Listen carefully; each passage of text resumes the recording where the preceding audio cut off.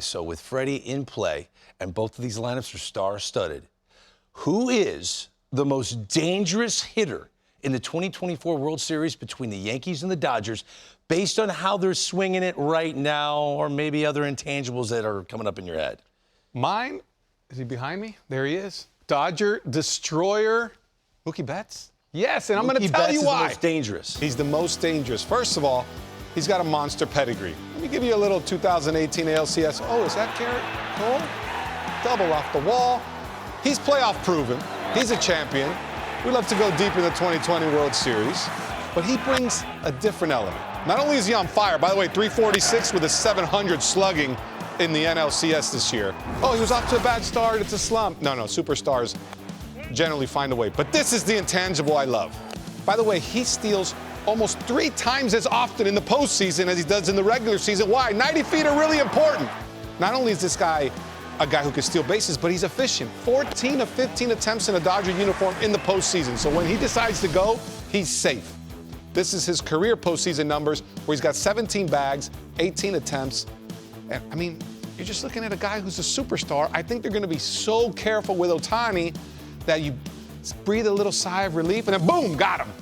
I like Mookie. Mookie's going to get He's one of my favorite players in the world. Outstanding. So, okay, you think he's the most dangerous hitter in this World Series? I do. Well, that's why I did the breakdown. All right, I like it. Yeah, who's the I most love that, dangerous? Mike. I love that. But I know this guy won't win the MVP, but there's nobody whose game is more suited for postseason baseball than Juan Soto. Oof.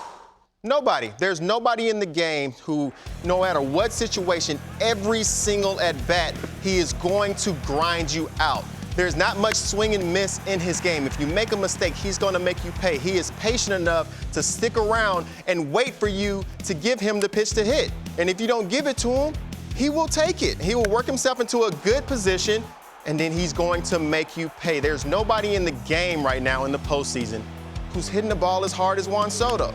And it seems like he's been doing it all year. And if he's not taking it, if he gets into a 2-strike count, he will foul you off until he gets that heater. Until he gets that pitch that he's looking for, and he's going to make sure that he's hitting his pitch, not your pitch. And he's going to do that on a consistent basis. And like I say, when you go through the postseason, every single hitter that we've seen this postseason right now, nobody's hitting the ball harder on an average, with their average exit velo, than Juan Soto right now. Hitting the ball almost 100 miles an hour on average. He's getting a good pitch to hit, and he's driving it. You guys do know Aaron Judge and Shohei Ohtani are in this World Series. Yeah.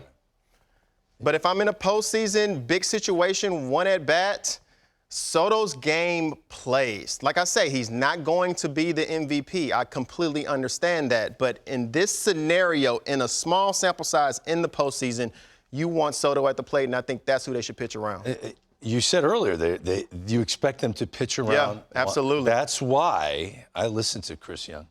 You should. Aaron Judge is the most dangerous hitter. Okay. Chip on his shoulder, hitting 161 in the postseason. People talking about he's barely hitting over 200 in his career in the postseason.